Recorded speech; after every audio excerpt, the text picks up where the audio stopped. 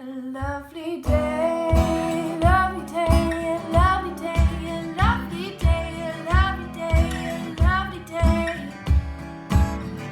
A lovely day, lovely day, lovely day, lovely day, lovely day, lovely day.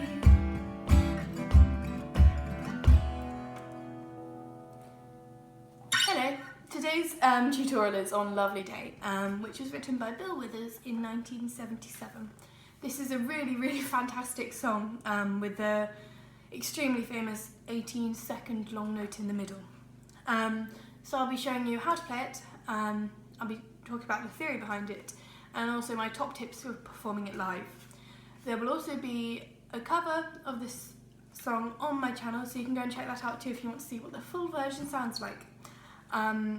So let's get right into it. We'll start with the theory. So the key of this song is in E major. So if you wanted to play with a band or solo, and actually there's a huge potential for soloing in this song, there's lots of room and lots of things you can do with it, you'd mainly want to use a pentatonic in E. There are two main chord progressions in this song, which makes it quite nice and easy because you only have to remember two chord patterns. And helpfully the verse and the chorus are exactly the same progression. And then you have the pre-chorus, which is slightly different. But there are only 5 chords involved, which are chords 1, 4, 5, 6 and 7. So the chorus and the verse, the progression goes E to C sharp minor, to A7, to C and then D. And the pre-chorus is just C to D, to A minor 7, to B minor 7, and then back to the original progression. The tempo I like to play this song at is approximately 92 beats per minute because I think it's slow enough to kind of be chilled and relaxed, but it also has the potential to be energetic and to be fun, which makes actually this song a really good song to start your set or to get your audience beginning to sing along. In terms of guitaring, as I said, it's split into 2 parts, the verse and the chorus and the pre-chorus. The verse I like to play with quite muted strums, a bit like, and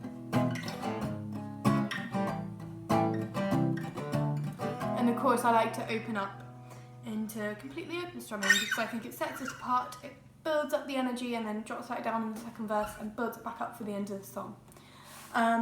The strum pattern I like to use is down, down, down, down, up, or 1, 2, 3, 4 and.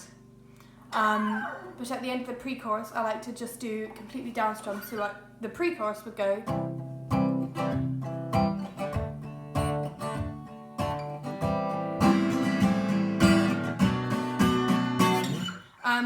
just because it helps build up to the chorus where you can have this huge blast of sound. In terms of singing, this is quite a mellow, understated song to begin with until you get to the really long note in the middle, which is actually really tricky to sing live. It's completely different to singing in your bedroom. This note lasts about 4 times through the chord progression. And there really aren't any tricks to kind of singing this. You've just got to make sure you take a really deep breath as soon as you can.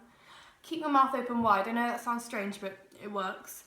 And to not let out that much breath actually. And if you're singing quieter and need to go closer to the mic to make it seem like you're singing at the same level, then that's fine, because it will help you hold the note. But saying all that, the note's not essential to the song. You can sing it without it, and it can be really good without it. So if you can do it, that's great, but if you can't, don't worry about it and keep practicing it, because if you keep practicing it, you'll get used to singing for that long. You will get there eventually. When playing it live, I like to use a stomp box, which I have right at my feet here. And I only stomp in the chorus really because it just lifts the song and it helps carry the song and push it along.